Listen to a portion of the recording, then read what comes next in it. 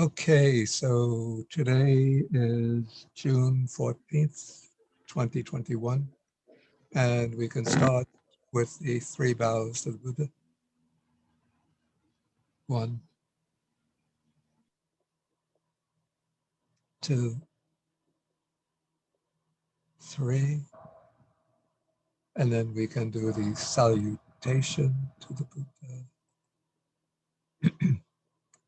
Namo tassa bhagavato arahato samma sambuddhassa.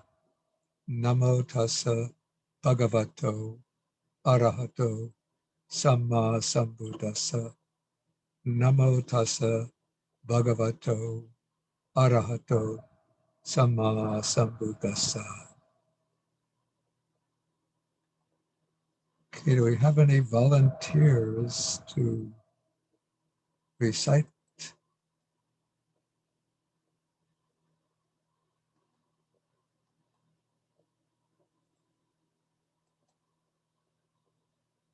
How about Bolway? Would you want to recite? Okay, I'll try. Okay.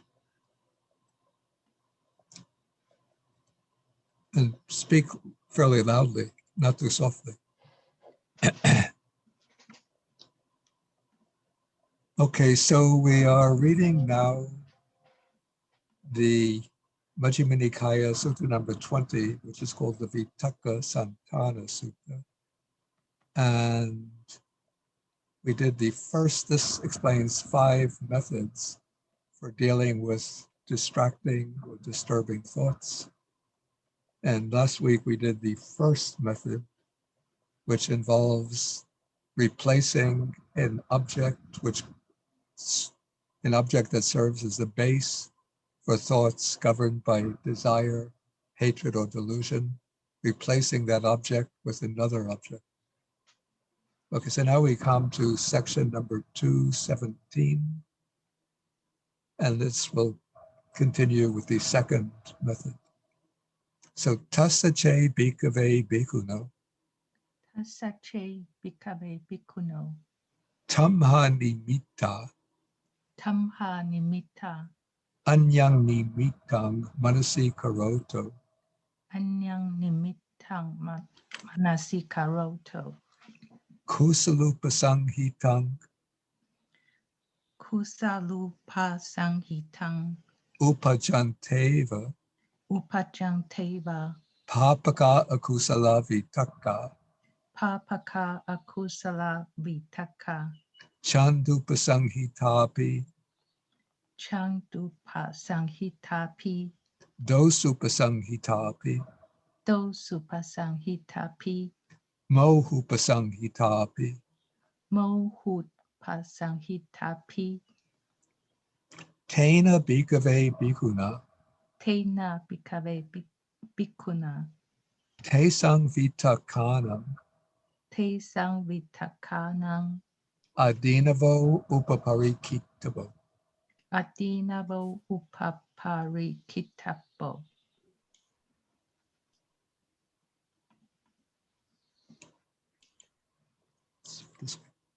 Iti pime vitakka akusala. Iti pime vitaka akusala. Iti pime vitakka savajja. Iti pime vitaka savaja. Iti pime vitakka dukkha vipakati. Iti pime vitaka dukkha vipakati. Okay. So coming up to the beginning. So we have the pronoun tassa, which belongs with bhikkhuno. So of that monk. And then we have this is the conditional, what we call as particle, to introduce a conditional statement. So the che is the same in meaning as sache, if, but che always comes inside a sentence, not at the beginning. Sache comes at the beginning of a sentence.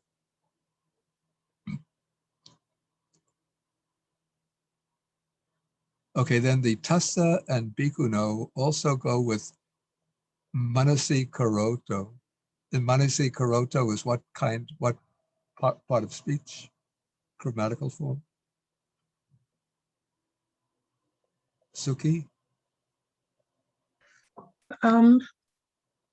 It's the present participle genitive. Right, right. Yeah, so it's the present participle of the verb manasi karoti, and it's the genitive singular because it's going with bhikkhunu.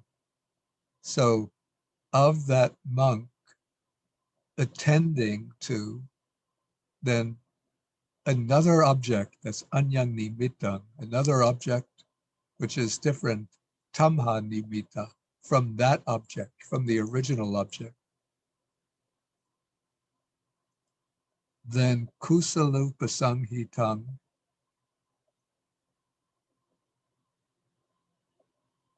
kusalupasanghitam is connected with the wholesome, and this is in agreement with the anyang nimittang. So the other object, the new object, is connected with the wholesome. But then we have upajanteva. And what is upajanteva? What grammatical form?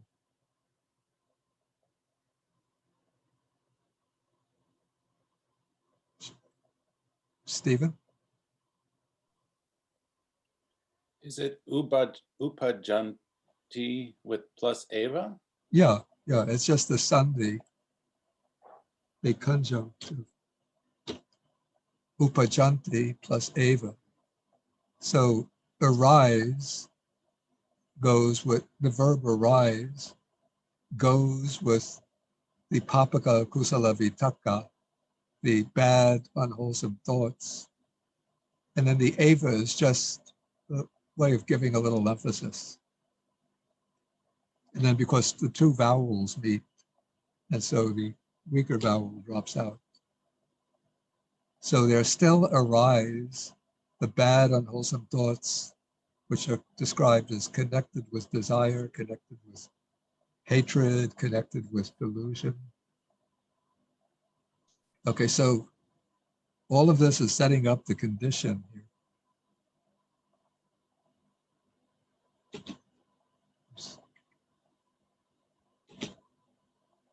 Yeah, so this is a condition.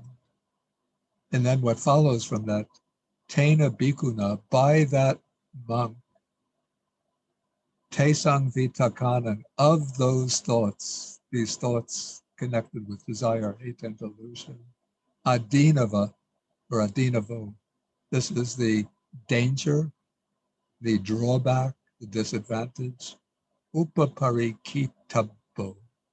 So this is the future passive participle, meaning to be examined, to be investigated.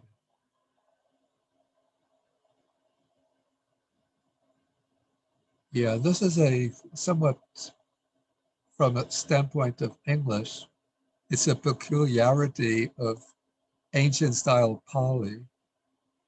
Like in English, we would say that monk should investigate the danger of those thoughts, or in those thoughts. So in English, we would incline to make the logical subject, the active subject, the grammatical subject. But in Pali, and it's a common construction to put the active subject in the instrumental case, and to put what is the actual object to make it the subject, the nominative subject. So in English, we say that monk should investigate the danger in those thoughts. But in Pali, by that monk, the danger in those thoughts should be investigated. And then this shows the way he investigates that danger. So the iti is like, thus, or for such a reason, these thoughts are unwholesome. For such a reason, these, the P is P-E-me.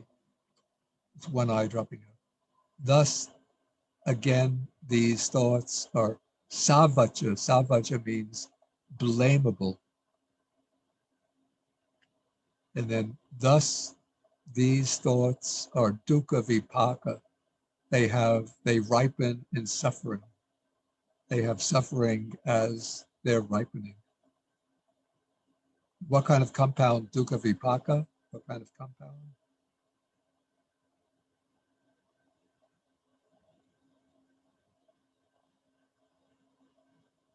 Margot? Bahubihi. Yeah, it's a bahubihi compound. Can you explain what? Vipaka is describing, it's a noun, but it's describing the thoughts. Right. Yeah, the compound is describing the thoughts. Yes, dukkha vipaka. Yeah, so dukkha is probably an adjective and vipaka is a noun.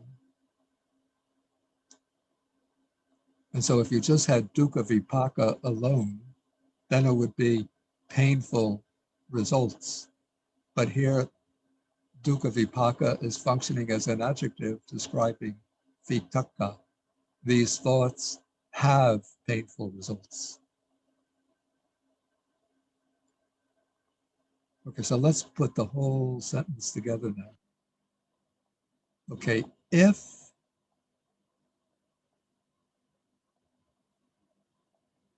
for that monk attending to another object, different, attending to another object connected with the wholesome, an object different from that object, from the original object. So if there still arise bad, unwholesome thoughts connected with desire, hatred, and delusion, then by that monk, the danger of those thoughts or in those thoughts should be investigated. Thus, for such a reason, these thoughts are unwholesome. For such a reason, these thoughts are blamable.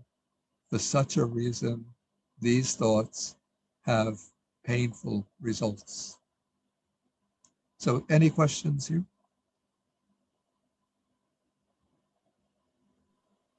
Bhante, Chand Upsanhitapi, and the following two words, Yeah. what should be the compound here? What type of compound? Yes, Bhante. What type of compound here?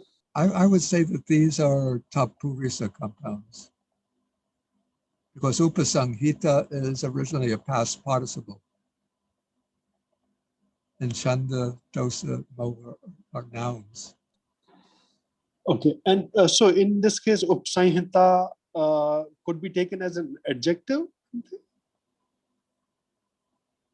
Well, upasanghita by itself is a past participle, but then when it's connected with chanda, then the compound chandupasanghita becomes an adjective describing vitaka.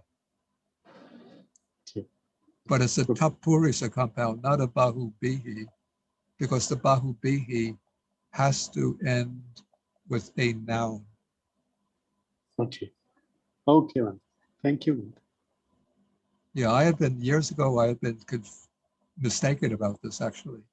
I thought that any compound which is functioning as an adjective describing a noun is ipso facto a bahubihi compound.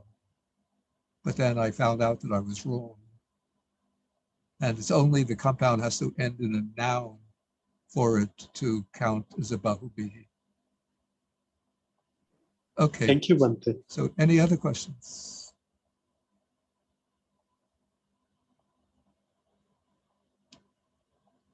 Okay, so now we'll continue. So tassa tesang vitakanam adinavam upaparikato. Tassa tesang vitakanang adinavang upaparikato. Ye papaka ye papaka akusala vitaka Ye papaka akusala vitaka. chandupasamhitapi. Changdupat sanghitapi. And I'll just say etc. instead of having to repeat this every time. Te pahiyanti, Te pahiyanti. te abattam gachanti. Te abatang gachanti. Might as well finish. Te sampahana, Te sampahana. ajatam eva, Ajatameva. chitang santitati, Chittang santitati. sannisidati, Sannisidati. ekodihoti, Ekodihoti. samadhiti. Samadhiyati.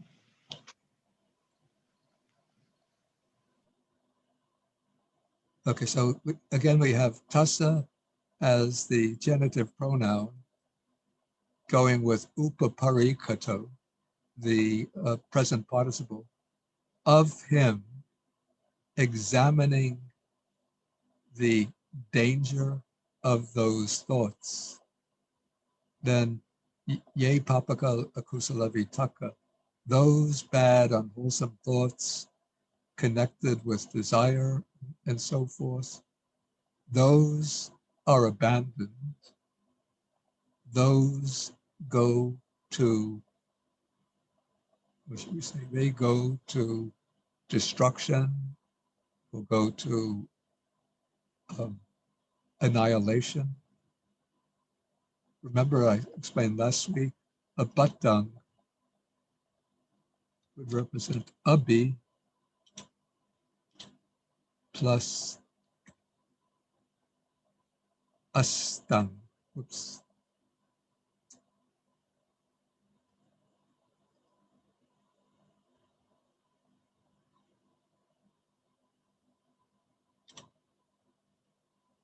Yeah, it's abi plus astang, which has a sense of like the sun setting in the west. They go to vanishing, say.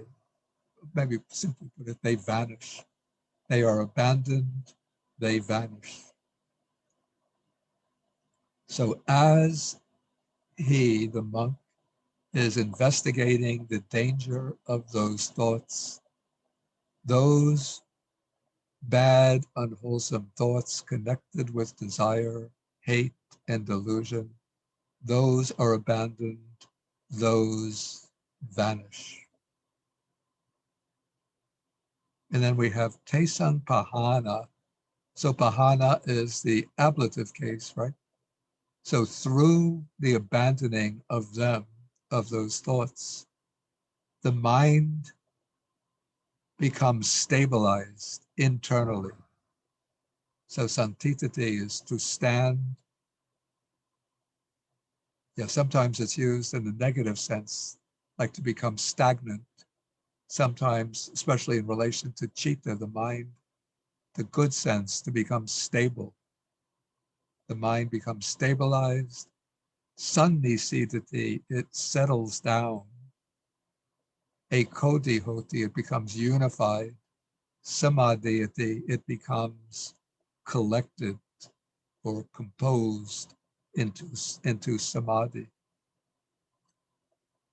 And you could see, this is maybe interesting, that santitati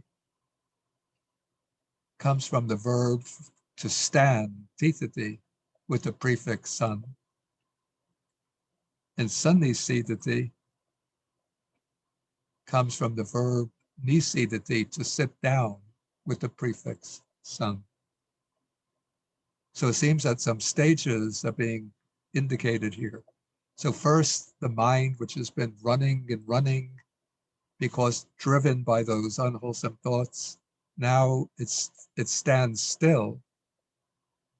Then it sits down, then it becomes unified, and then it enters into samadhi.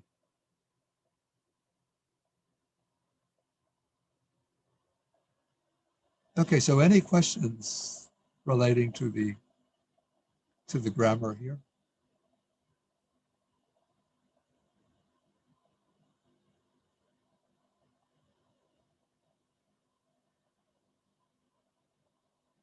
Okay, if no questions, then we just go on. Now we have the simile, a bit of a weird simile.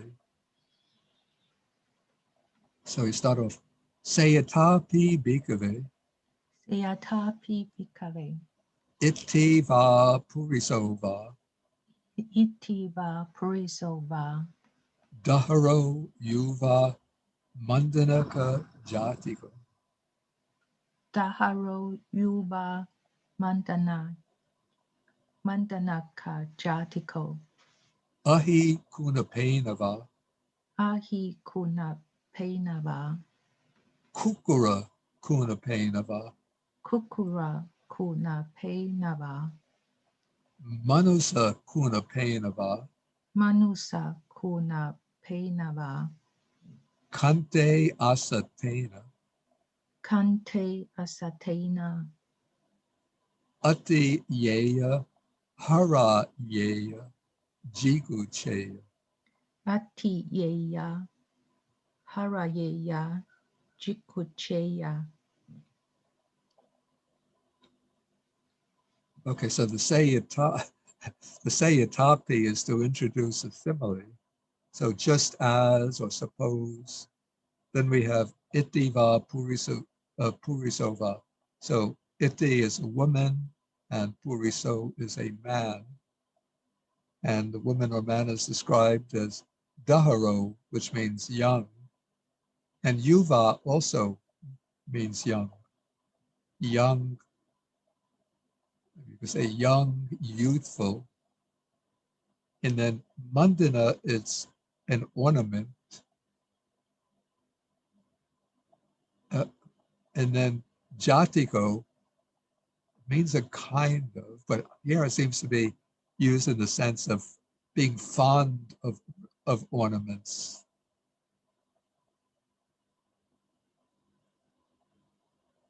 I just wanted to see how it translated.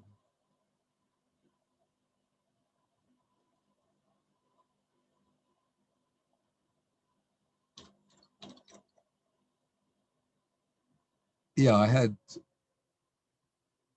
a man or a woman, young, youthful, and fond of ornaments. Okay, now the strange part. Ahi kunapena. So this is, of course, it's an instrumental. Ahi is a snake, and kunapa is a corpse. So this is what the corpse of a snake, or kukura. Kukura is a dog, and kunapa is a snake. I'm sorry, kunapa is a corpse. And then, of course, Manasa is a human being, and kunapa is a corpse. And then kante is the neck, and asatena is attached or like hung around. And it's in agreement with kunapena. And so, and then first I'll do it word for word, then put it together. The verb atiati, I think it's atiati, but these are all the optative forms. So might become repelled,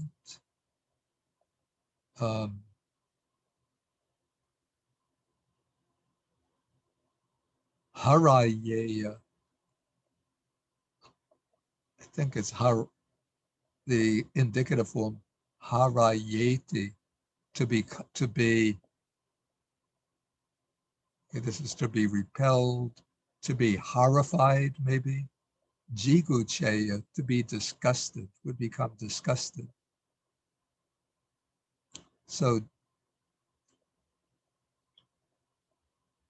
just as a man, a woman or a man who is young, youthful, fond of ornaments, if the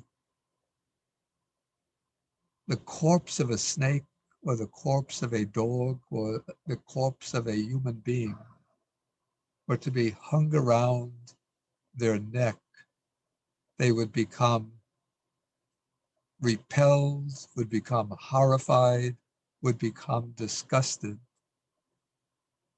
In the same, I don't see how you could hang the corpse of a human being around the neck of another person. Maybe it means like part of the human being, like cutting off the finger and hanging it around. So in the same way, for that monk, if while that monk is attending to another object connected with the wholesome, an object different from the original object, if there still arise those bad, unwholesome thoughts, then that monk should investigate the danger of those thoughts, thinking these thoughts are unwholesome, these thoughts are blameworthy, these thoughts have painful results. And then as he is examining the danger of those thoughts, those bad, unwholesome thoughts connected with desire, hatred, and delusion, those are abandoned, those go to annihilation. Those are annihilated. And then with their abandoning, internally, his mind becomes stabilized, settles down, is unified, is concentrated. Okay, any questions about the passage? Ante, No. the Mandanaka, what function of ka, K-A? Is it Yeah, I don't know. It seems, I have to admit, it seems a bit strange. Because mandana is an ornament. I just don't see what the ka is doing there. Let me just see if the commentary says anything about it.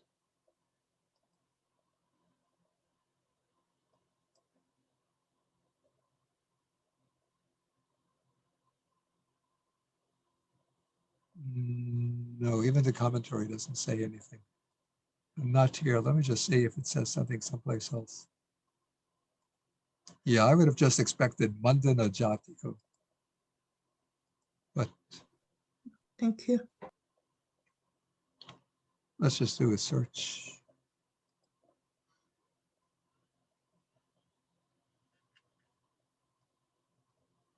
Ah, there is.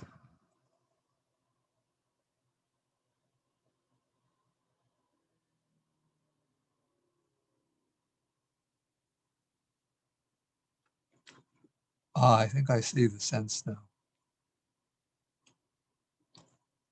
There's a commentary to another sutta.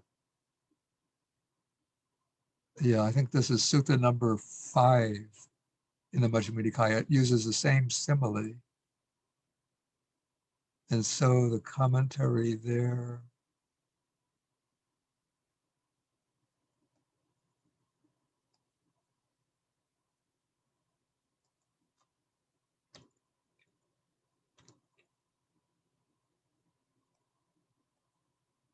so it explains Mandanaka Jatiko with Alankaraka Sabhavo.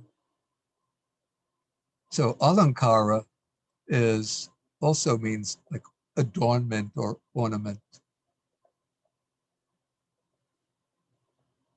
So I think the sense is Jatiko is describing the person and probably having like the nature, and probably it's Mandanaka is what indicates given over to ornaments, or in other words, being fond of ornaments. So the young man or woman has the nature of adorning themselves, or ornamenting themselves. So one who adorns themselves is mandanika, and the ornament or the adornment is mandana. That's the way I would understand it. Thank you. Okay, any other questions? Bante, So we- couldn't it be just like bejeweled, one wearing ornaments with the ka? Maybe, yeah, something like that. A bejeweled one, yeah. It could be an ornamented one. Yes, thank you. Okay, shall we go on to the next passage then? Okay, so this is 218. There's a lot of repetition. It doesn't hurt to repeat. Okay, so tasache bhikkhave bhikkhuno Tasache bhikkhave bhikkhuno te sampi vitakanam te sampi vitakanam adinavam upaparikato adinavang upaparikato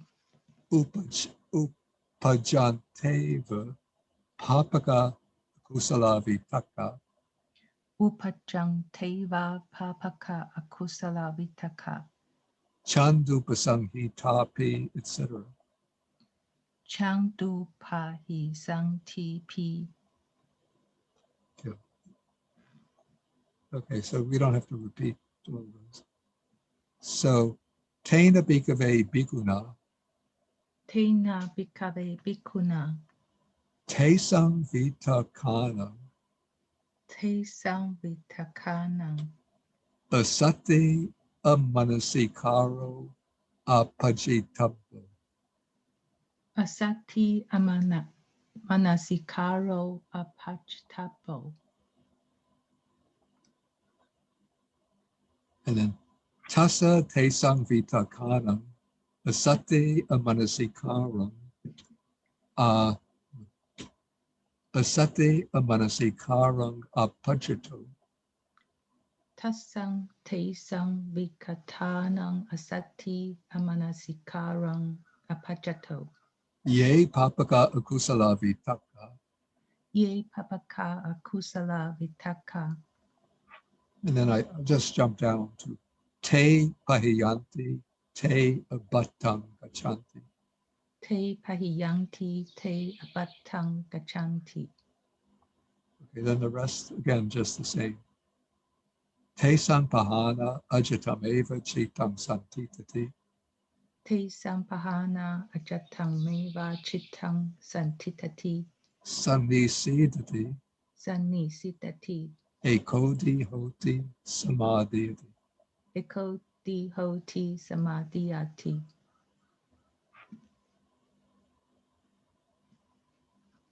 Okay, so in this case, so if of that monk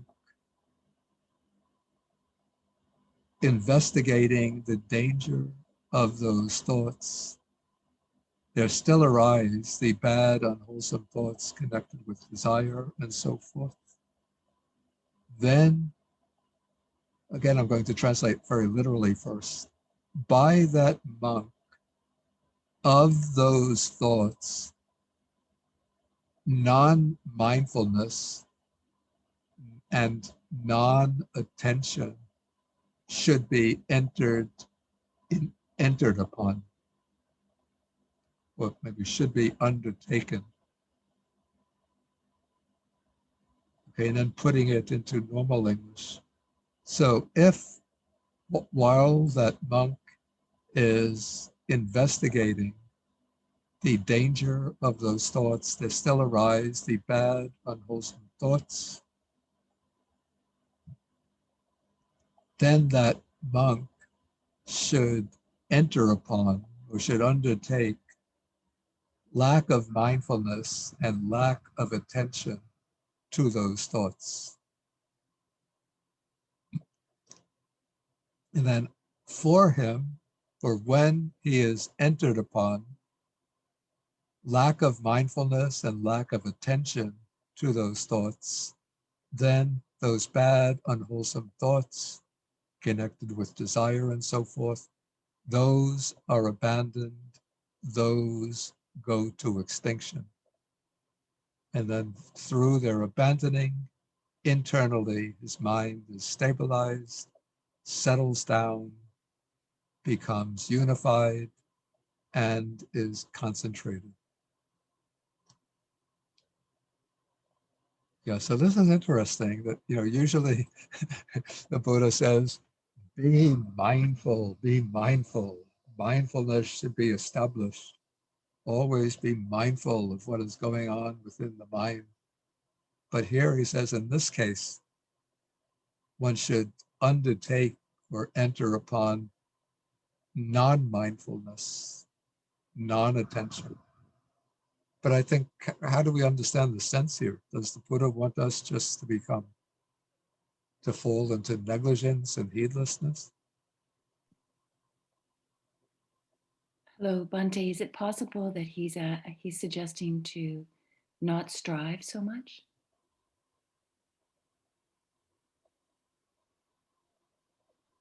Yeah, but how do we make out the expression lack of mindfulness, lack of attention?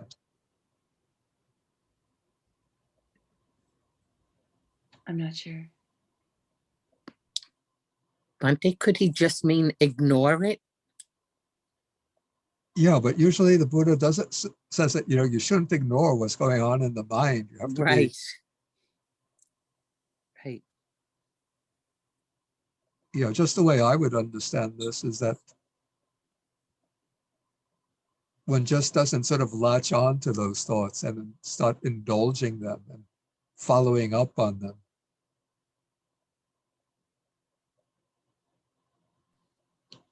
Bhante, maybe like pay no mind to that. Yeah, Maybe not meaning don't be mindful. Like you need to be mindful to be aware of it, but pay no mind. yeah, Not pay something no like that, yeah. mindfulness. Yeah. Yeah. Okay, maybe the simile will help to bring out the intended meaning. Okay, so here we have the simile. Sayatapi bhikkhave Seyatapi bhikkhave shakuma puriso Shakuma puriso apata gatanang rupanang apata gatanang rupanang adasana kamo asa. atasana kamo asa So nimileyava anyenava upalokeya. so ni mi veya va anya na va apalokeya. Okay, so we have sayatapi to introduce a simile, just as, and then we have chakuma puriso. So this is a person with literally possessing eyes, but one with good sight. And then he would be adasana kamo. So first the verb is asa, which is just the optative verb, would be. And he would be adasana kamo. That is, he is, dasana kamo is one who desires to see. And with the prefix the negation, it's one who would be without a desire to see, without a desire for the sight of rupanam, of visible forms, apata gatanam. So apata is like the range of a sense faculty, and gata is, of course, gone, or we would say come. So these would be forms that have come into the range of the eye, or forms that have entered into the range of sight. And we have a man with good eyesight, but he doesn't want to see those forms.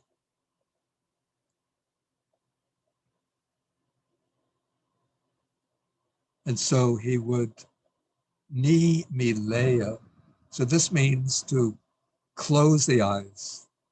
So he might close his eyes, or apalokeya. This means to look away, and then anyena indicates in another direction. So we have a person with good eyes, and he would be desirous not to see the forms that have come into range of his vision. So he would either close his eyes or look away in another direction.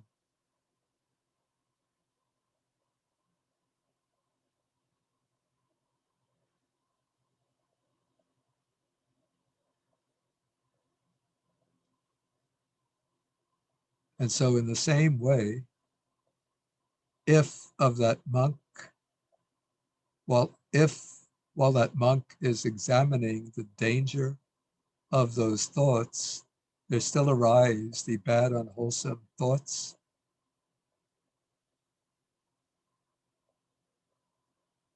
Wait.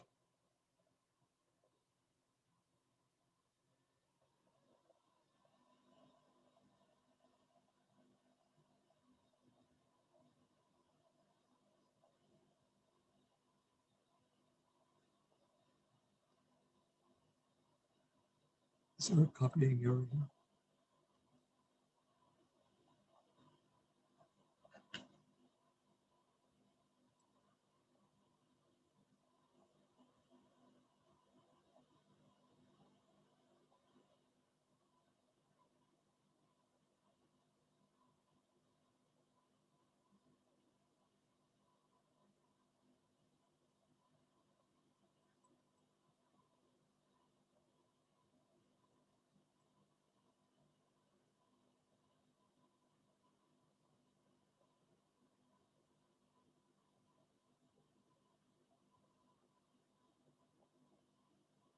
No, the copying is correct.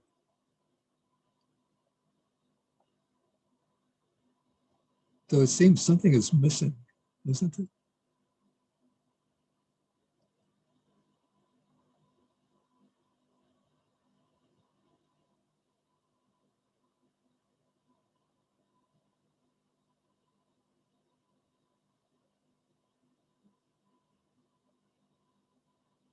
It seems there's something missing in the text, even though it's exactly copied. Because it says,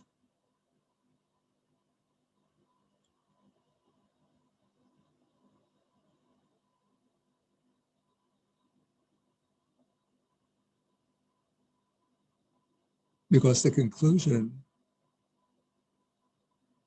is just like that in the previous passage. So it's I think it should say, Evam eva ko, tasache bikuno tesam.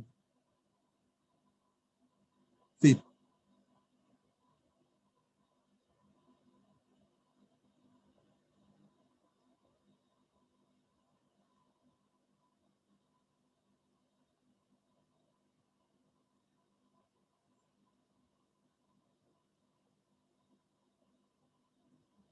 seems to me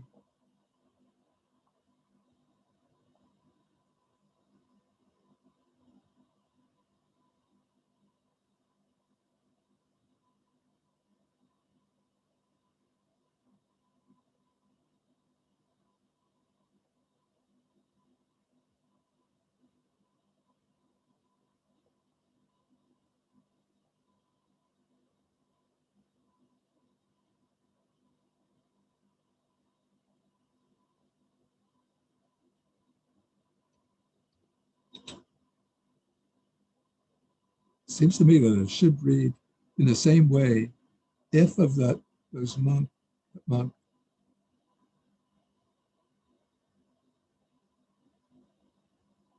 Okay, let me just skip over this and try to settle it later. We just go on to the next. Something seems wrong there, but I'll have to check some other version of this text. Let's go to 219. Okay, tassa che bhikkhave bhikkhuno. Tassa che bhikkhave bhikkhuno. Te sampi vitakana. Te sampi vitakkanam. Asati amanasi karanga pajato. Asati amanasi karang apajato. Upajanteva papaka akusala vitaka. Upajanteva papaka akusala vitaka. Chandupa samhitapi, etc. Chandu pasanhitapi. Tena bhikkhave bhikkhuna, Tena bhikkhave bhikkhuna. tesang vitakkanam, Tesang vitakanang. vitaka sankhara santanam, manasi katavam. Vitaka sankhara santanang manasi katabang.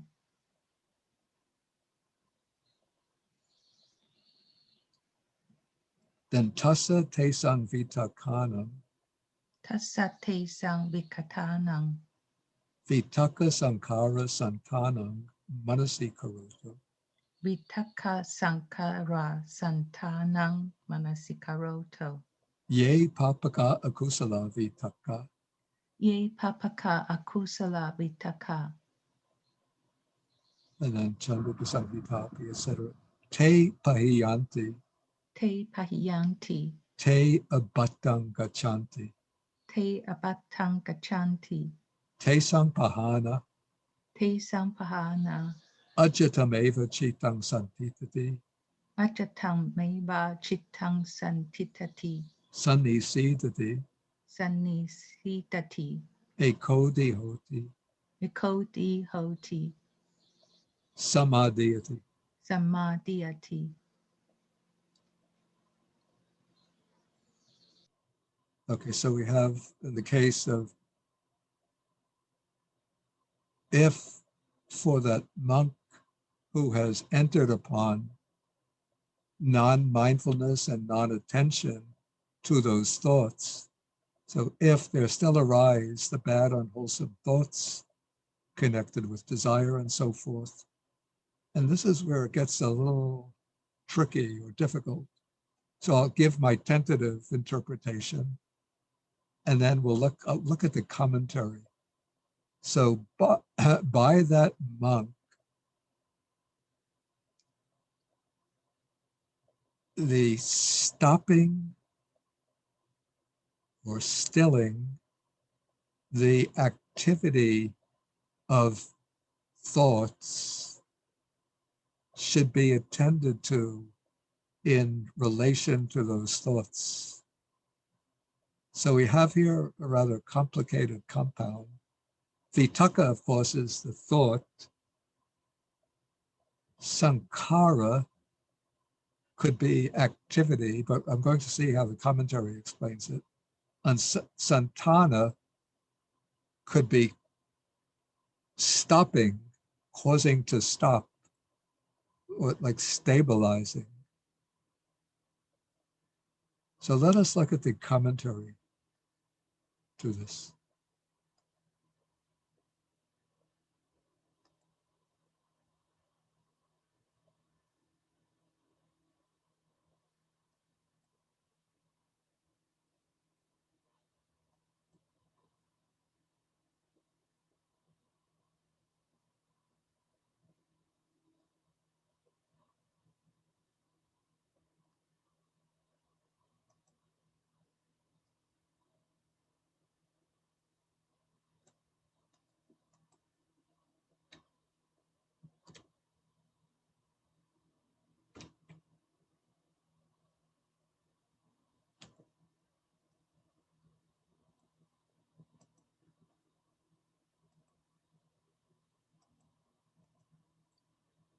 Okay, so the commentary explains first, it explains sankhara.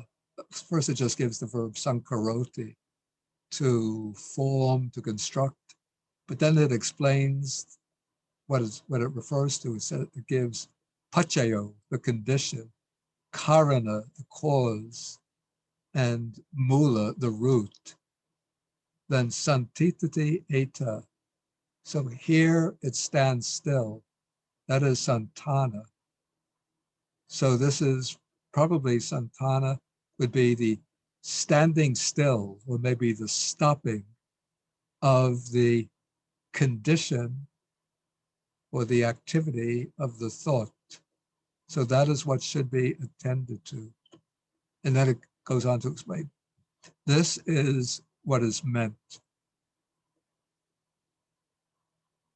that one should attend to first this thought.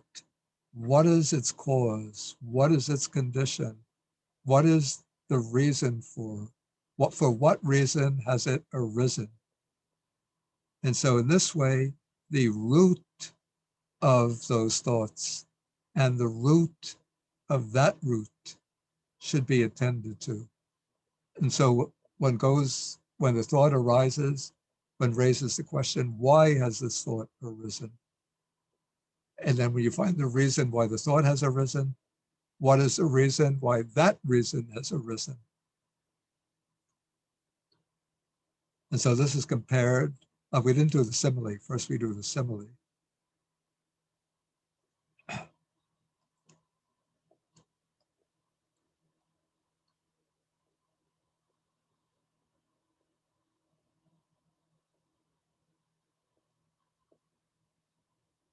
Okay, so when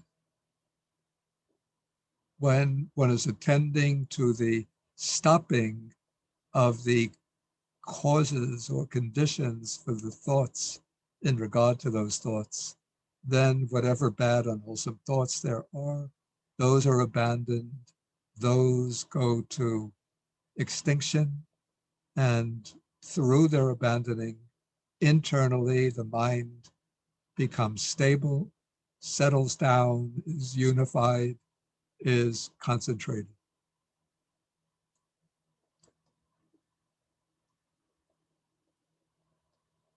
Okay, now comes the simile. So sayatapi bhikkhave puriso sigang gacheya. Siyatapi bhikkhave puriso sikang gacheya. So suppose there is a person who would be walking, sigang is quickly. Okay, tassa evam asa. Tassa evang asa. Kinnu ko ahang sigang gachami. Kinuko ahang sikang gachami. Yanu nahang sanikam gacheyanti. Yang nunahang sanikang gacheyanti. So sanikam gacheya. So sanikang gacheya. Okay, so we have the person who's walking quickly, then it would occur to him, so why am I walking quickly? Suppose now I would go or walk slowly. And so then he would walk slowly. Let me just, instead of reading the Pali, well, I'll just sort of translate line for line. Okay, so then it would occur to him, why now am I walking slowly? Let me now stand still. Then he would stand still. Then it would occur to him, why now am I standing? Let me now sit down.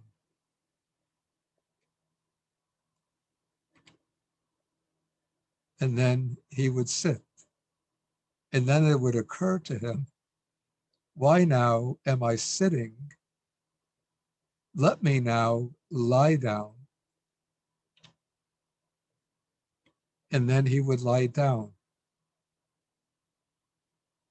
Okay, so let's read from this point on. So any questions on this so far?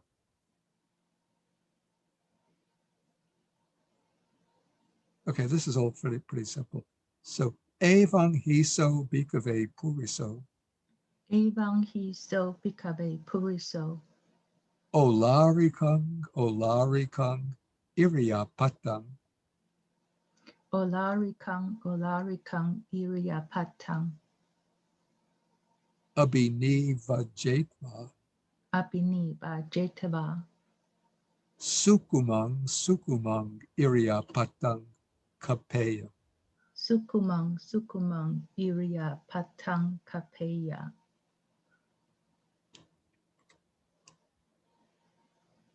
Okay, so Avang, so just in that same way that man, having avoided, or maybe the Siamese reading is good, having given up each grosser mode of deportment or posture, iriyapatang.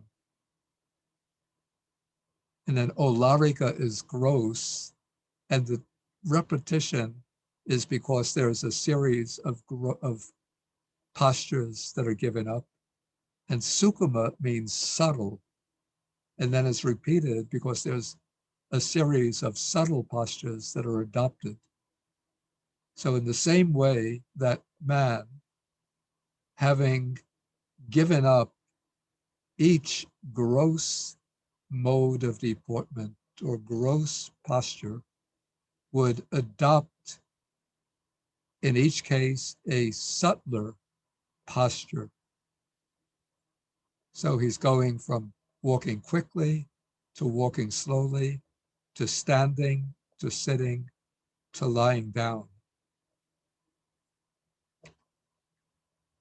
And so in the same way, for that monk, when he's practicing this non-mindfulness and non-attention to those thoughts, and there still arise the bad, unwholesome thoughts,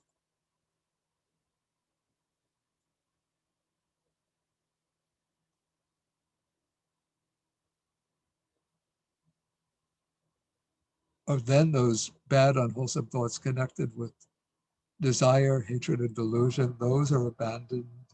Those go to extinction, and so forth. Okay, then the commentary sort of draws out, it elaborates on the simile. So it says, for that person, the time when he is walking quickly, this is like the case or the time when for that monk, there is the arising of those thoughts, samarula, the overgrowth of those thoughts.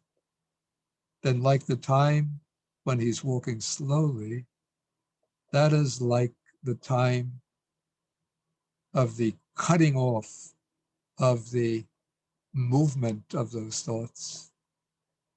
And then like the time when he is standing still, that is like the time after the movement of those thoughts have been cut off, when the mind again descends upon or returns to the root meditation subject. The time when he is sitting, when the man is sitting, that is like the time when the monk has developed insight and has attained arhatship.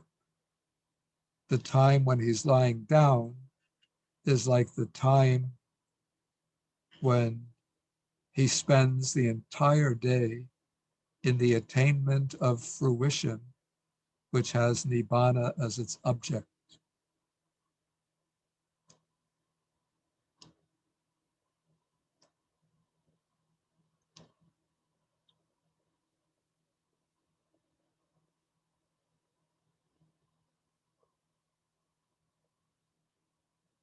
And so the sense is that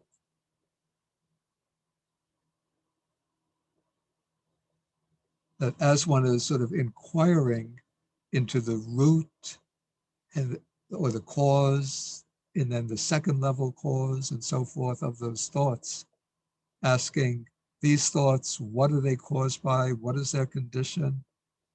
Then the movement of the thoughts sort of becomes relaxed. And when its relaxation reaches its climax, then those thoughts completely cease. So that's the commentary. So any questions?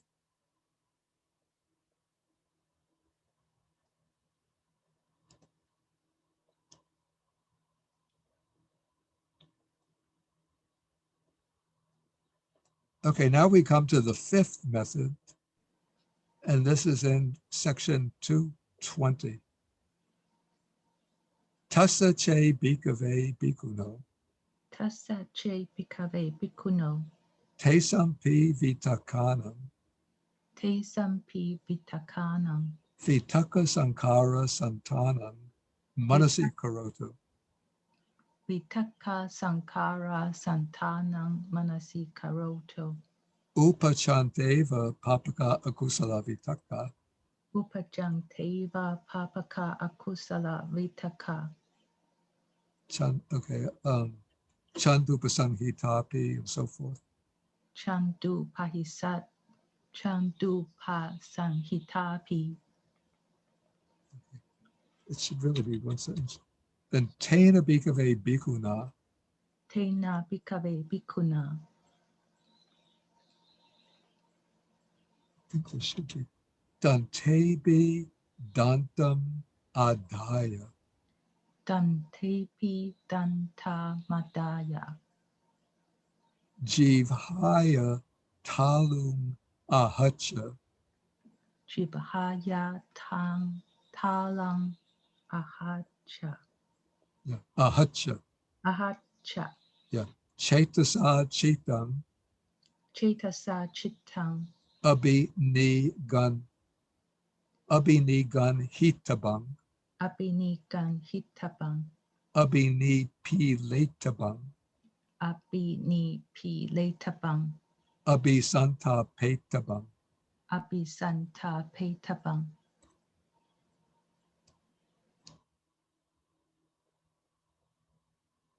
Okay, so when, in the case when the monk has applied that method of attending to the stopping the formation of the thoughts, if those unwholesome thoughts still arise, okay, then by that monk,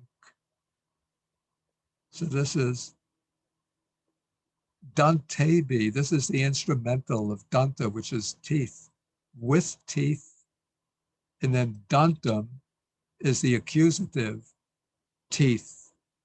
Adaya would be placed upon. So having placed, or maybe pressed upon his teeth, that would be like the lower teeth with the upper teeth. In other words, having sort of ground the teeth together. Then jivaya talung ahacha, with the tongue. Jiva is the tongue. Talu is what we call the roof of the mouth. Ahacha, again, is having pressed upon. So having pressed the roof of the mouth with the tongue, and then chetasa is with the mind. The mind should be restrained, should be pressed down, should be, literally, this would be tormented, but let's see how I rendered it.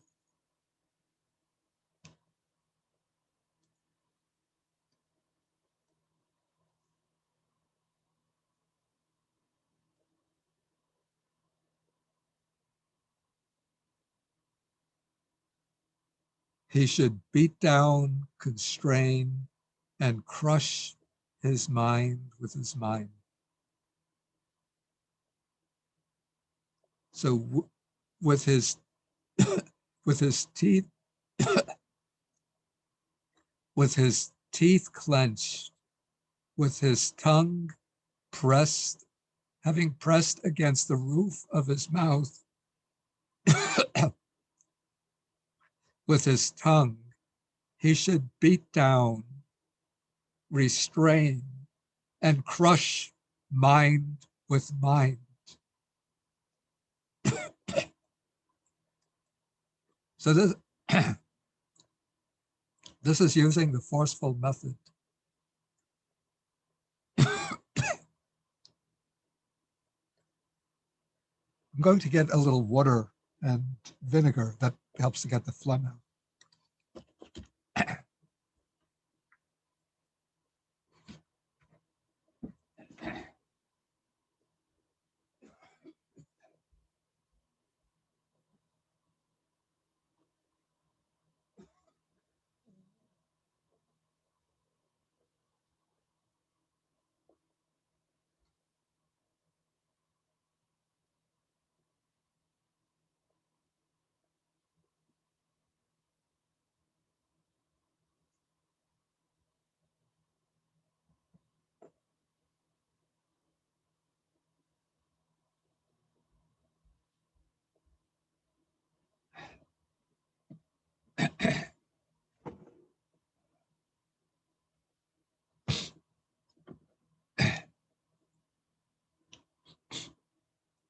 Okay.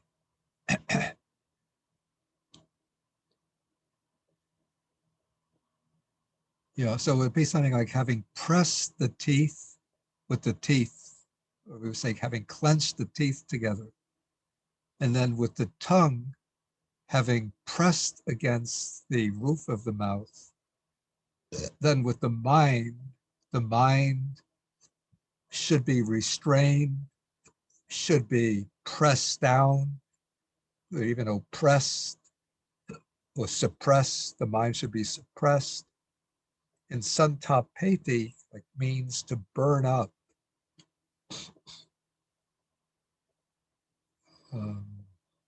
Yeah, you could use your imagination. The mind should be crushed, dominated. In other words, this is like the forceful technique of just pushing those unwholesome thoughts forcefully out of the mind, even with the physical, with the grimace on the face. Maybe that's why sometimes we see monks with a rather fierce expression on the face. Okay, any questions on this sentence?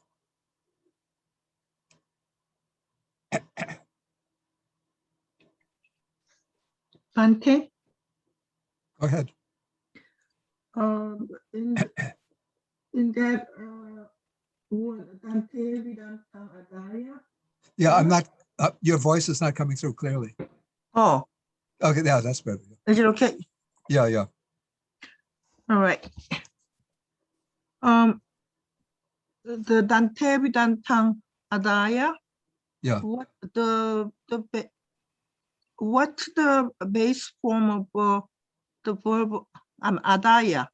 What's the present form of adaya? Would probably be adadati, because the root is da, to put or to place. I'm not sure that that verb actually occurs. Let's just see if I can find it. It might only occur in the absolutive, but let me just take a quick look.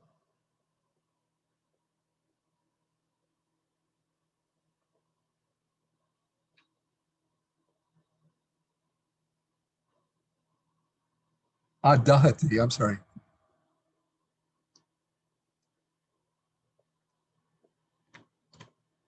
Yeah, it would be adahati.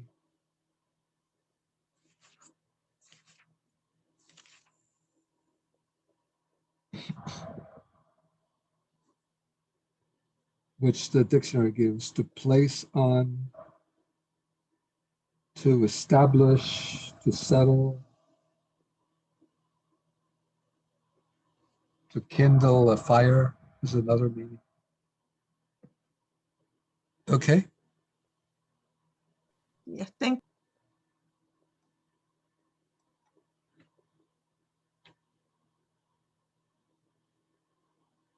Okay, so the rest is simply repeating. So when the monk is doing this, here we have the present tense forms. The present participle forms of these corresponding verbs. So when he has placed his teeth on top of the teeth and pressed the roof of the mouth with the tongue, and while he is constraining, suppressing, domineering the mind with the mind, those bad, unwholesome thoughts, those are abandoned, those go to extinction. And then with their abandoning, the mind settles internally and so forth. Then we have the simile, se yatapi bhikkhave Se yatapi bhikkhave balava puriso balava puriso dubalataram purisam dubalataram purisam siseva galeva kandeva Gahetva, Siseva, Galeva, Kandeva, Gahetva. Abhini Ganheya, Abhini Pileya, Abhisantapeya, Abhini Ganheya, Abhini Pileya, Abhisantapeya, Evameva Ko Bhikkhave, Evameva Ko Bhikkhave, Tassa Che Bhikkuno, and everything else is just repeated there. So we don't have to go through word for word. Just to take the simile.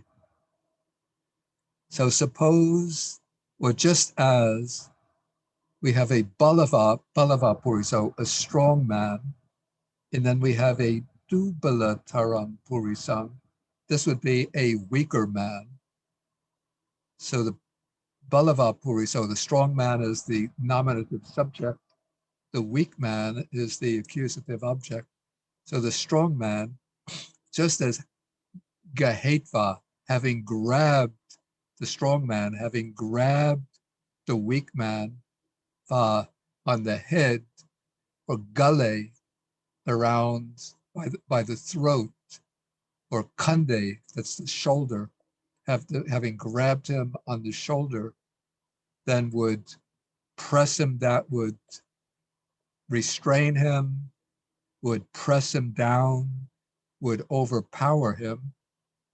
So in the same way, in the case of that monk, when there still arise these bad, unwholesome thoughts, then he clenches the teeth, presses his tongue against the roof of the mouth, and then he restrains mind with mind, suppresses the mind, dominates the mind.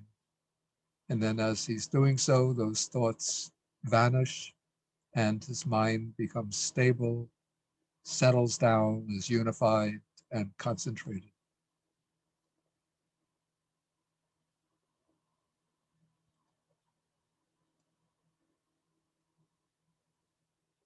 So any questions in this paragraph?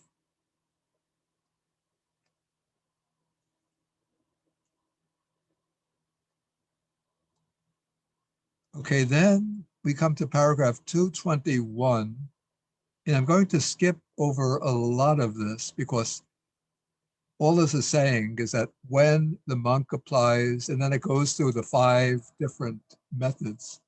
So all of the sentences here are what we've already gone through. So all that's new here is what comes at the end. So it's when a monk applies these 5 methods, and then he abandons those unwholesome thoughts, and then the mind settles down, becomes still, unified, and concentrated. Then it said, we start reading from here, Ayang Vuchati Bhikkhave Bhikkhu, Ayam Buchati Bhikkhave Bhikkhu, Vasi Vitaka Pariyaya Patesu. Vasi Vitaka Pariyaya Patesu. So this is called a monk who is Vasi. Vasi is a master, one who has mastery. So he has mastery over the Vitaka Pariyaya Patesu. So Pata is a path, and Pariyaya is maybe a turn or method or movement. So we say this is called a monk who has mastery over the pathways of the movement of thought. I'm just curious to see how the commentary glosses that.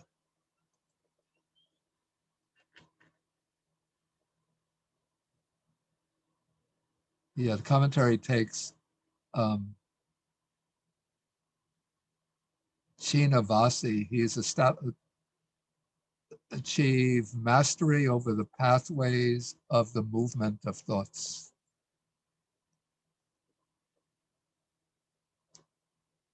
And then it continues, Yang vitakang akankisati, tang vitakang vitakesati. Yang vitakang akang hisati tang vitakang vitakesati. So whatever thought he wishes, whatever thought he wants, that thought he will think. Then yang vitakang na kankesati, Yang vitakang na kang hisati natang vitakang natang vitakang vitakesati. vitakesati. So what thought he does not want, in other words, what thought he does not want to think, that thought he will not think. And achechi tanhang, Achechi tanhang.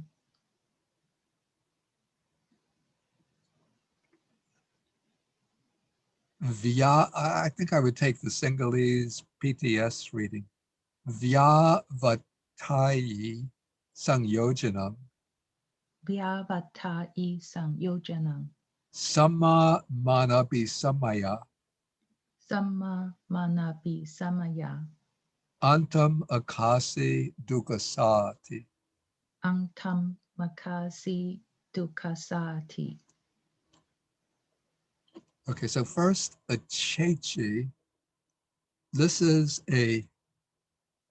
it's a kind of aorist of the verb chindati, to cut. So it has the augment, the a augment. We have, any Sanskritist here who could identify the kind of aorist? Anyway, it's one of the kinds of aorist. So he has cut off craving, then either vivataye or vavatayi, which has the sense of turn back, or maybe removed the fetter. I think va vataye would be from v plus a plus vatati. And then the I would turn to y in front of the long a. But then the y would drop out via, although you could say via vatai, but for ease of pronunciation, the y drops out. So vat is to occur, and I guess the v is to stop the occurrence. But for easy translation, we say he has removed the fetter, and then through the correct or right or complete penetration of conceit.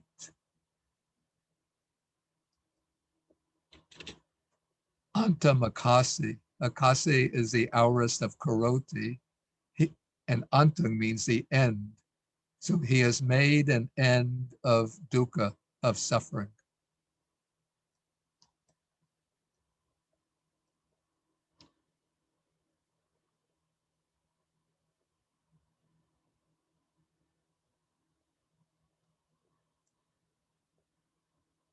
The Chechi Tanang, that's explained in the commentary to the Sabasava Sutta.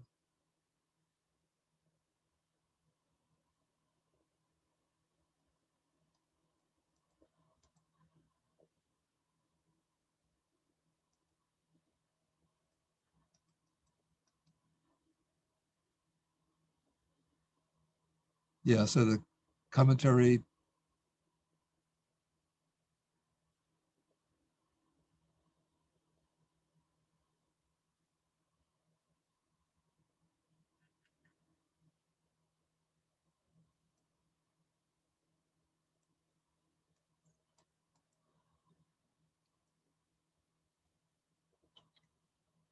Yeah, the commentary to the Sabasava Sutta says. Okay, so we have the Checha, the Chechi Tanhang. So it says, Sabbang Tanhang Chindi, Sun Chindi, Samu Chindi. So all of these are just aorist with the idea of cutting off. Then for Vivatai Sangyojana, it just says the tenfold fetter, Parivatai, he's completely turned away. He has made it stainless. Then for Manabhisamaya, it says that there are two kinds of Abhisamaya, the Abhisamaya as seeing and the Abhisamaya as abandoning.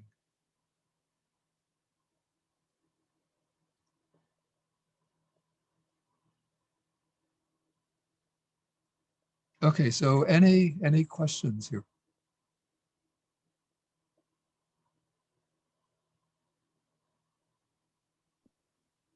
Excuse me, Bhante, I have a question about Vasi, achieving mastery over. Yeah. It seemed like the word was in Vitakapariya Patezu is in the locative. Is that correct? Say again. Is it in the locative, that long compound there? Vitaka, oh, I see. Vitakapariyaya Patesu. Yeah, is that a verb, or I'm just No, not, no, this is a locative plural. I thought so, yeah.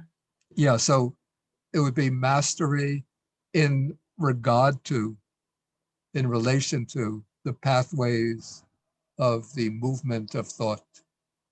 Okay, great. Thanks. That explains it. Yeah. Thank you, Bhante. Okay, any other questions? Bhante, I think I missed when you're explaining that Mahanabi Samaya. It's a realization of pride. What was the mana? Oh, I removed it. Yeah, it said that there's two kinds of abhisamaya. One is abhisamaya as the seeing of something, in this case, the seeing of conceit. And then there's the abhisamaya as the abandoning of conceit. So I guess dasana abhisamaya is what takes place with the attainment of stream entry. So the stream enterer has seen the nature of conceit, but hasn't yet really abandoned it. But in the case for the attainment of arhatship, there's the pahana abhisamaya, the abandoning, the realization as the abandoning of conceit. Okay, thank you very much. And also what I should add is that this was in Venerable Analayo's comparative study of the Majjhima Nikaya and its parallels. He found that the Chinese parallels to the sutta don't have this last sentence here.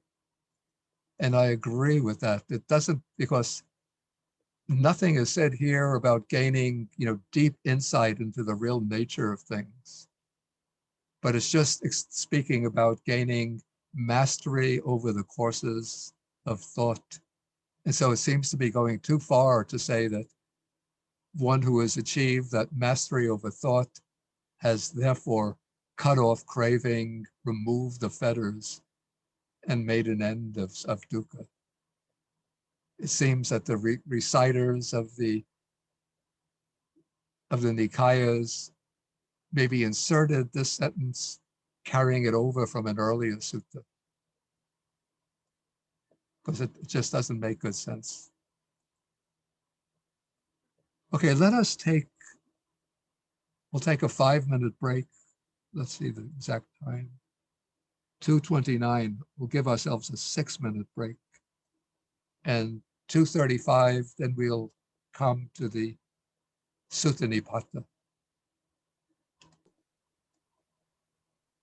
Excuse me, Bante, are we going to carry on Sutta number 21 next Yeah, week? next time we'll come to Sutta 21. Yeah, Thank you, sir. okay.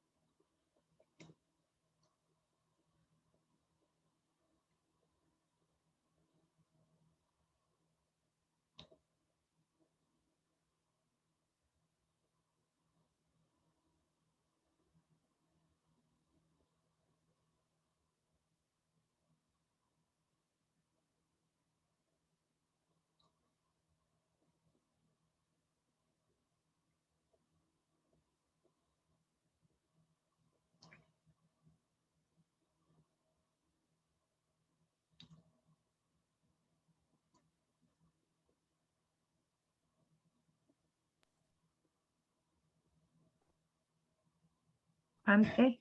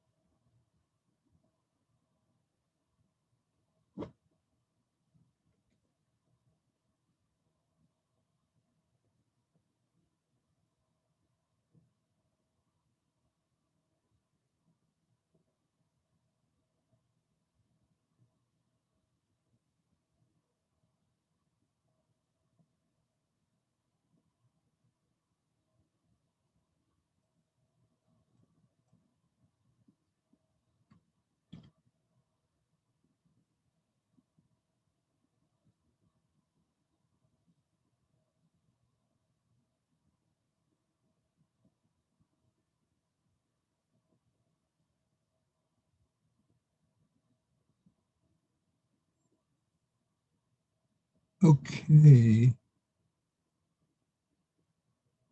Oh, I didn't pause. Okay. I should have paused the recording.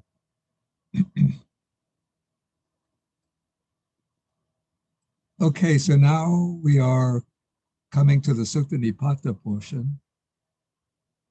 And we'll be resuming with verse 168. This is the Hemavata Sutta. And if you remember, Hemavata and Satagiri, Gira are two yakshas or demonic beings or spirits, we could say, who have come to the Buddha in order to ask some questions. And so now they arrive in the presence of the Buddha, and now they pose their questions. So we're in 168. So we'll read together. Kismin loko samupano, Kismin loko samupano. kasmin kubati santavang, Kismin kupati santavang. kisa loko upadaya, Kisa loko upadaya. kismin loko vihanyati. Kismin loko vihanyati. Okay, so kismin is the locative, the locative form of, we have kim is what, or actually king is what. And so the locative of that is kismin, which is in what, in regard to what. So here, in what has the world, then samuppanno is arisen. In what has the world arisen?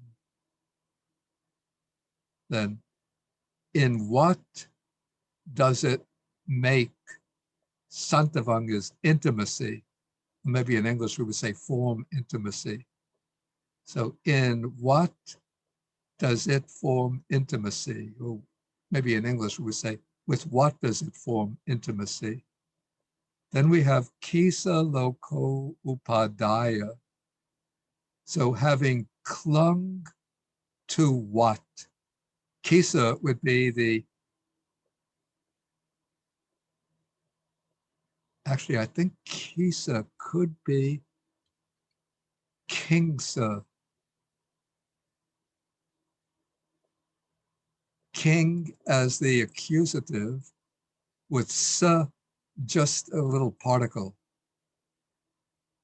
Or it could also be, maybe kisa could be the genitive dative. Having clung to what does the world? And then we have, in what is the world? Vihanyati would be afflicted or disturbed. And it seems to me, my opinion is that the word loco used in these two lines is, in a sense, redundancy. Probably the word loco is used in this line, the third line, just to preserve the meter.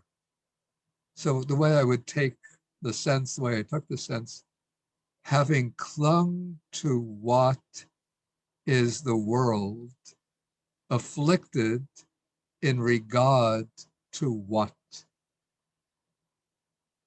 Yeah, so putting the four lines together. In what has the world arisen? In what does it, that's the world, form intimacy? Having clung to what is the world, afflicted in regard to what? So you can see the question is like a riddle. And I think in Vedic literature, please correct me if I'm wrong. Lauren, is there? Yes, Bante. Yeah, do you get a lot of these riddles in the Vedas or Vedic style texts? Yes, definitely. Yeah. Sometimes they're called Brahmodyas. Sometimes what? They're called Brahmodyas. Brahmodyas. Brahmodyas. Yeah. Yeah, so this is a kind of riddle. And then the Buddha gives the answer. So you could have two. Actually, I prefer the Sinhalese reading. Chasu loko samupano. Chasu loko samupano. Chasu kubati santavang. Chaku kupati. Chasu Chasu kubati santavang. kupati santavang. Chanam eva upadaya. Chanan eva upadaya. Chasu loko vihanyati.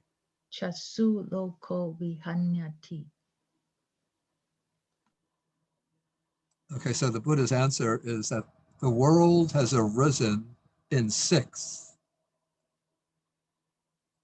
And it forms intimacy, or it makes intimacy in relation to six. And you see in this line, the word loco doesn't occur, because now it's no longer needed to fill the meter. So having clung just to six, so to that same six, the world is afflicted in six. Even the Buddha's answer is a form of a kind of riddle. And this is where, to get the answer, you have to turn to the commentary. And what are the six? It's the six sense bases. So the world has arisen within the six sense bases. That would be the six internal sense bases, the six sense faculties. And then the world forms intimacy in the six, probably the six external sense bases. And then having clung just to six, that is probably having clung to the six internal sense bases, the world is afflicted in regard to the six external sense bases. Bante, so Yeah, anyati is a passive verb. yeah. Okay. Yeah, it's based on the root han. So the active form would be hanati.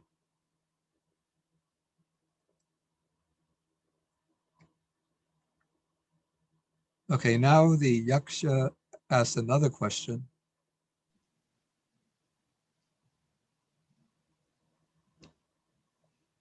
Katamang tang upadanam Katamang tang upadanang.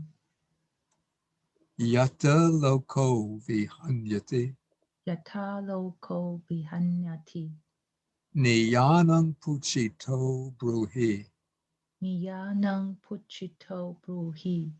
katang dukha pumuchati. Katang dukha pamuchanti. Chati. Yeah. So he asks, what is that clinging where or in regard to which the world is afflicted? Then niyana, this is the outlet, the escape route, so to speak, the exit.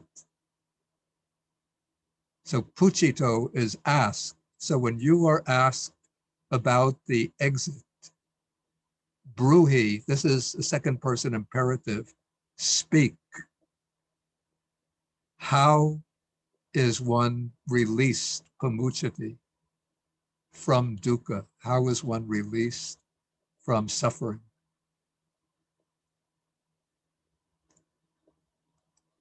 So here it seems that the text will be using the word upadanang to refer not so much to the act of clinging itself, but to the objects of clinging. Because the answer comes, the next verse, 171. Pancha kama guna loke Pancha kama gunang loke. manu chata pavedita Mano chata pavedita. eta chandang virajetva Eta changdang vivajeva. evam dukha pamuchati. Vivang dukkha pamuchati. Okay, so first it says pancha kama guna loke. So the 5 kama guna, those are the objects of sensual pleasure. So the 5 objects of sensual pleasure, which are delightful, visible forms, sounds, odors, tastes, and tactile objects. So those are the 5 objects. But then mano, the mind, is declared as pavedita to be the 6th.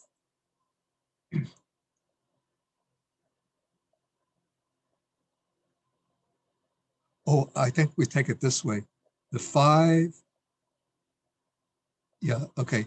5 objects of sensual pleasure in the world are spoken of with mind as 6th.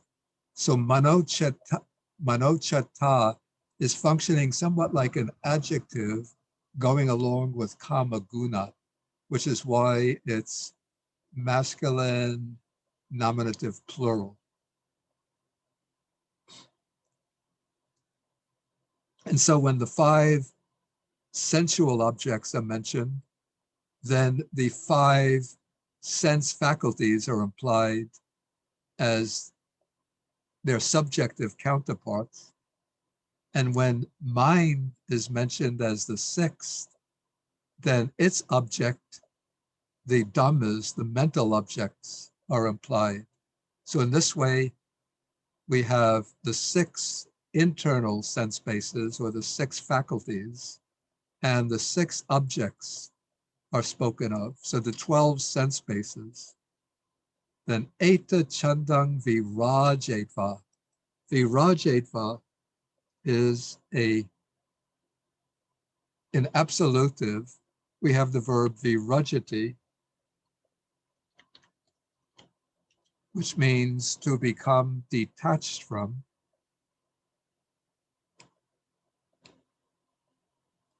To become dispassionate towards. And then from this, of course, we get the noun viraga, dispassion. Okay, but from this verb, we get the causative form, virajeti, to make desire go away, or to expunge desire, to remove desire. So having removed desire here, that is in regard to the 6 internal sense bases and the 6 external sense bases, evang dukkha pamuchati. In such a way, one is released from dukkha. Then the Buddha continues, the next verse, he's still speaking. So this is 172. Etang lokasa niyanam Etang lokasani yanang. akatang vo yata tatang. Akatang vo yata tatang. Etang vo aham akami Etang vo ahang akami. evang dukkha pamuchati. Evang dukkha pamuchati. Okay, so this is the outlet. In English, we say from the world. Well, this is the exit from the world. And then akatang, it's declared vo to you, yata tatang, in accordance with truth, in accordance with reality, just as it is. So this I declare to you, this I say to you, thus one is released from dukkha, from suffering. One is thereby released from dukkha. So any questions so far on these verses?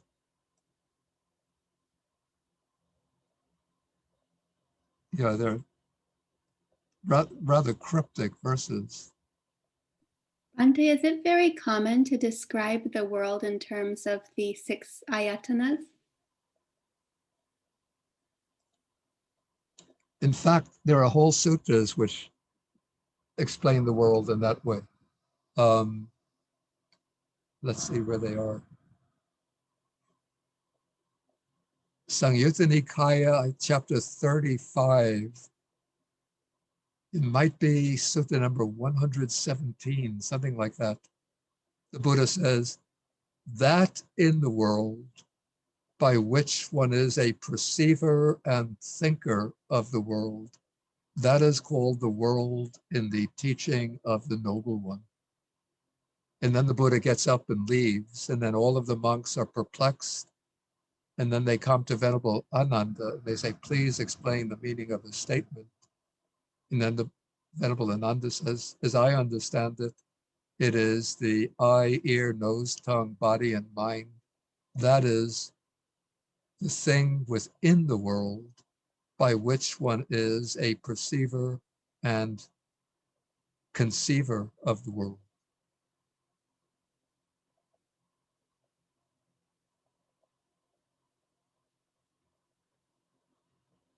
Okay, any other questions?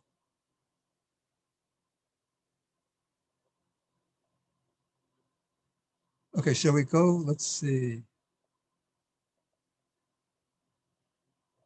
Well, quite a few more verses to this.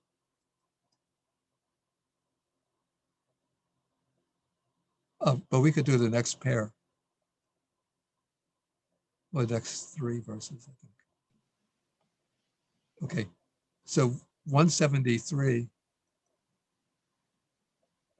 Kosuda tarati ogam, Kosu datarati ogang. koda tarati anavang, Koda tarati anavang. apatite analambe, kogambire nasidati. Apatite analambe ko gambire nasidati. So the ko is who, and the su is just a little particle indicating that this is to be a question. Is it Vedic svid or yeah, it comes from the Veda. Maybe is it svid? Anyway, look in the Pali dictionary, but it's just a little particle indicating a question. So who here crosses the flood? So the flood is the flood of samsara. Who here crosses anavang? Anavang, very similar in meaning. The deluge, we could say, who here crosses the deluge? Then apatite analambe, kogambire nasidati, who does not sink. Sidati is to, one meaning is to sit down, but in this context, maybe to sink is better. Who does not sink in the deep? The deep is a deep flood, the deep deluge. And then the deep is described as a patite. So that's the absence. Patita is a basis, a foundation, something upon which one stands, like a platform. So there's no basis or no standpoint. And alambana is something that one holds on to from above, like the strap in a subway train or a branch. One can hold on to a branch. So there's nothing to hold on, nothing to stand upon, nothing to hold on to in this deep of samsara. So who doesn't sink in the deep? And then the Buddha's, I'm yeah, sorry. Before you put the apostrophe there, that you was a long I, long you. yeah, So it's because of the apostrophe. So change the long U into the short U because it breaks the sandhi. yeah, because it's a sandhi, so the U gets lengthened. Because it's a sandhi of the short U and the I.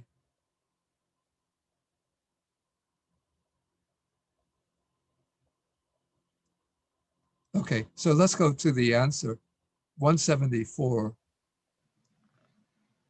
Sabbada sila sampanno, Sappata sila sampanno, panyava susamahito, panyava susamahito, ajjata chinti satima, ajata chinti satima, ogang tarati dutarang. ogam tarati dutarang.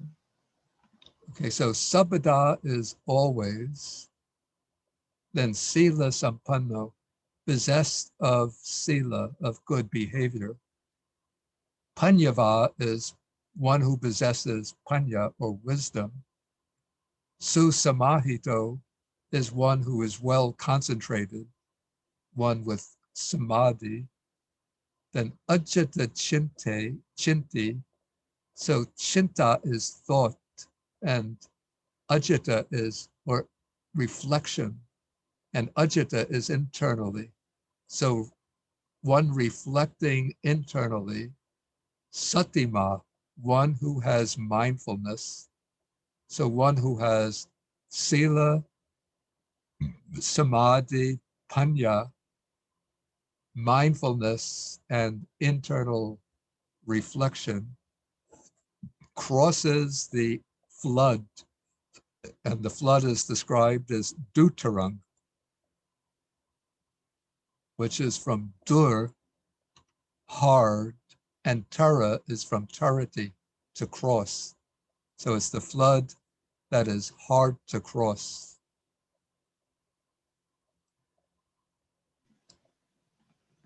And then 175, verse 175, Virato kama sanyaya, Virato kama sanyayo, sabba sangyojanatigo, sappa sanyojana tiko, nandi bhava parikino,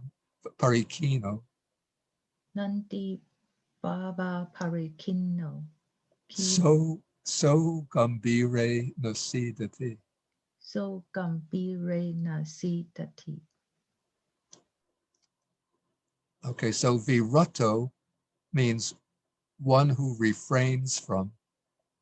And then kama sanyaya, these would be ideas or perception of sensual pleasure.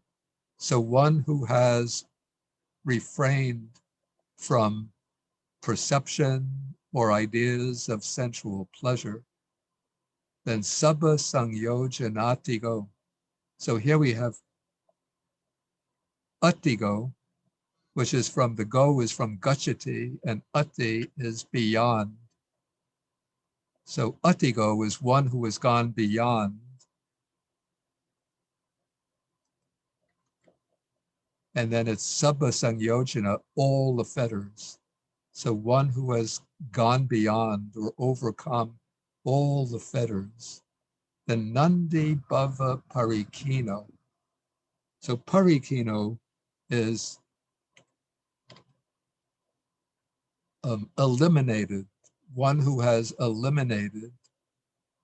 And then I think that there's an inversion that's taken place. that the sense should actually be Bhava Nandi,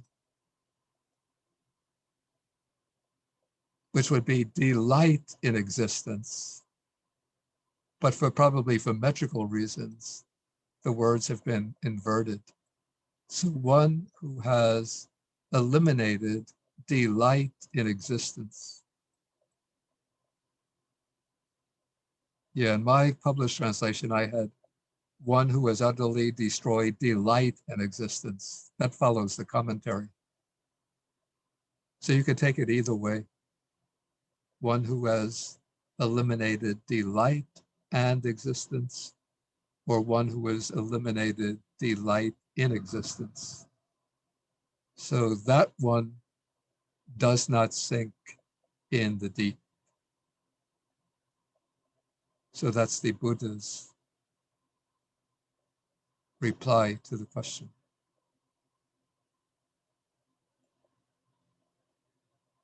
Yeah, the next 5 verses are just sort of praises of the Buddha.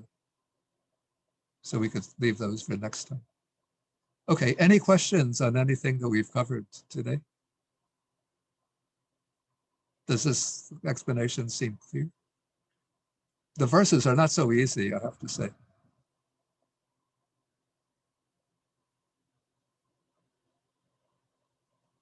Okay, if no questions,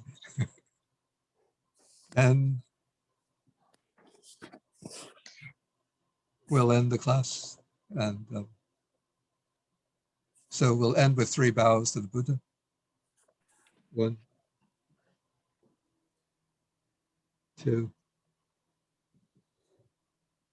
3. And bow to Bante. Okay. I'm always Thank you, afraid Bante. when there's no questions that everybody is just sitting completely perplexed and bewildered. No, clear and complete. That's flattery. No, that's true. Okay, so thank you for joining us. Thank you, Bante. Thank you, Bante. Okay. Okay. Thank you, Bante.